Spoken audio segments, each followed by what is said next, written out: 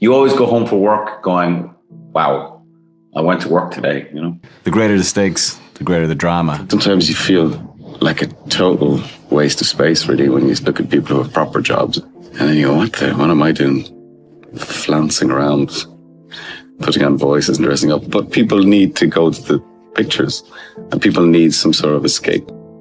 Artists don't let people down like politicians let people down and bankers let people down. The quality of the work may fluctuate, but they keep making it, they keep trying, and they keep giving some sort of sucker, I think, you know, kind of overpaid. And there's a huge amount of stupidity and hot air that surrounds it all. And a lot of that I don't subscribe to, but I think sometimes the film can change someone's life.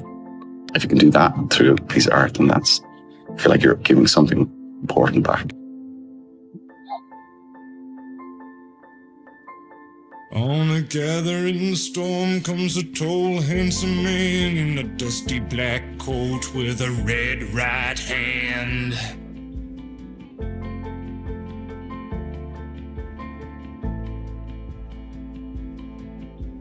Pour up you in his arms. I just was realizing that I was really into performing, you know, and I wasn't quite sure. I just live performance. I really liked playing the guitar and singing, and I really liked acting on stage.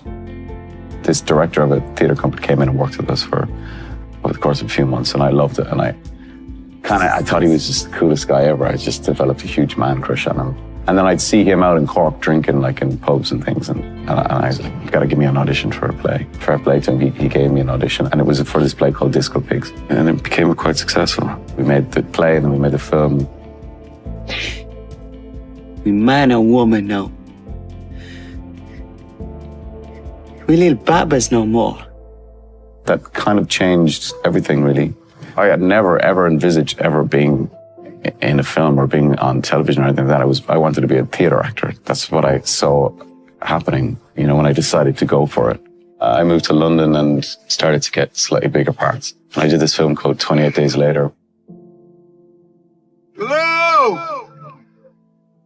People saw that film, and people saw it in America. And that definitely was a marker as well, because, you know, I was working with Danny Boyle, and it was the lead part. I love doing it. I love all the big scenes. I love working with Helen McCrory. I love working with Paul Anderson. I love working with Tom Hardy. You know, I relish those big scenes, those confrontational scenes. They're very, very satisfying for an actor when you get that caliber of actor acting opposite, you know. So there's nothing that, you always go home for work going, wow, I went to work today, you know. What you want as an actor, or certainly what I want, is to work with people with strong visions, you know, and you can't find anybody with a stronger vision than Christopher Nolan, you know. I mean, he's written, produced and directed this, you know, thing, and it's kind of phenomenal. And you know, it is still collaborative. Like, we spent a lot of time on the phone talking about this character and talking about how to pitch it, and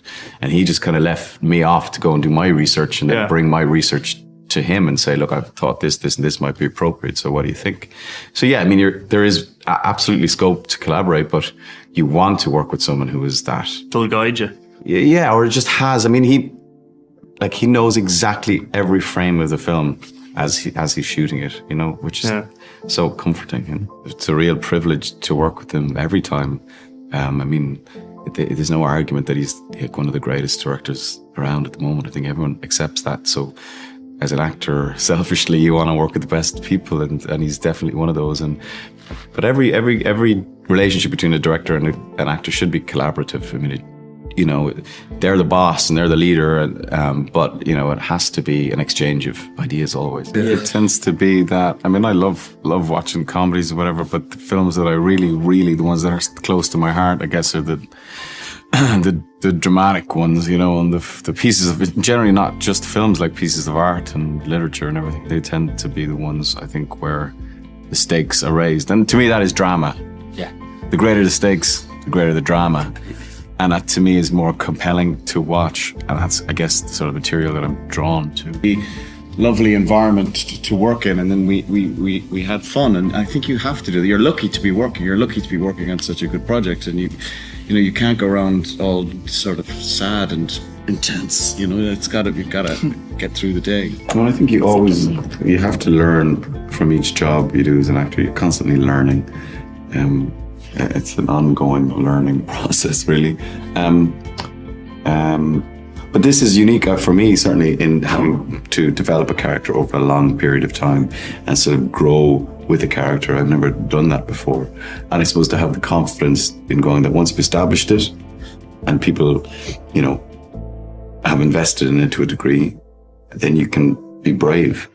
So I suppose it's that I've tried to take that from it as a lesson, that you can actually be brave with the character and take it places that you mightn't have necessarily thought of at the beginning. I was really aware of the script being fantastic and Danny being Danny.